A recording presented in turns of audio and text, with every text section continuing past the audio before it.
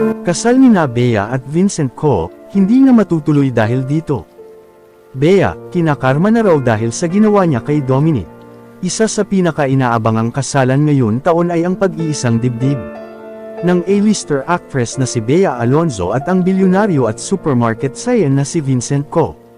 Mula nang mapabalita ang kanilang relasyon, marami na ang kinikilig at na-excite. Dahil tila isang kwento sa pelikula ang kanilang love story, isang sikat na aktres at isang napakayamang businessman. Kaya naman, umaabot sa puntong wedding fever ang fans nang mag-viral ang kanilang wedding bands. Noong Marso sa St. Peter the Apostle Parish sa Paco, Manila. Nadagdagan pa ang excitement nang pumutok ang usap-usapan kamakailan na ikinasal na sila sa isang private ceremony. Ngunit sa gitna ng selebrasyon, nabulabog ang mundo ng showbiz at social media. Nang lumabas ang ulat na tila malabo na itong matuloy. Ayon sa ulat ng PEP, kinumpirma ng ilang sources na on and off ang plano sa pagpapakasal nina Bea at Vincent. Ang itinuturing dahilan, isang matinding isyu sa kanilang prenup agreement. Ibinulong ng isang insider na usap-usapan na rin sa Filipino-Chinese community. Nasa simula pa lang ay hindi na pabor ang mga magulang ni Vincent sa relasyon ng dalawa. Bagamat nagkasundo na sana ang magkabilang panig sa unang draft ng prenup. Bigla umanong may ipinadagdag ang ina ni Vincent na isang clause sa kontrata. Bagamat hindi malinaw kung ano ito, mariing tumanggi si Bea na pumirma.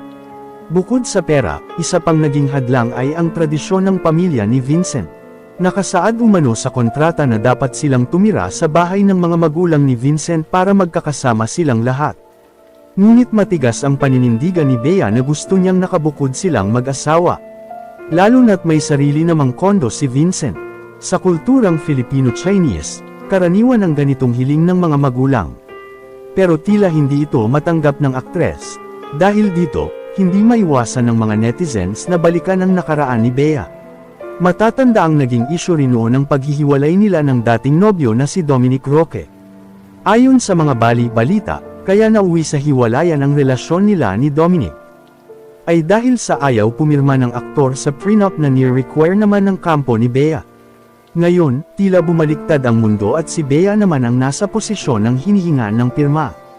Dahil din umano sa bigat ng pinagdadaanan ni Bea sa kanyang personal na buhay, tila naapektuhan na rin ang kanyang trabaho. Ikinagulat ng production staff ng kanyang bagong drama series sa GMA7, ang Whispers from Heaven. Nang biglang itigil ang taping ng walang binibigay na dahilan.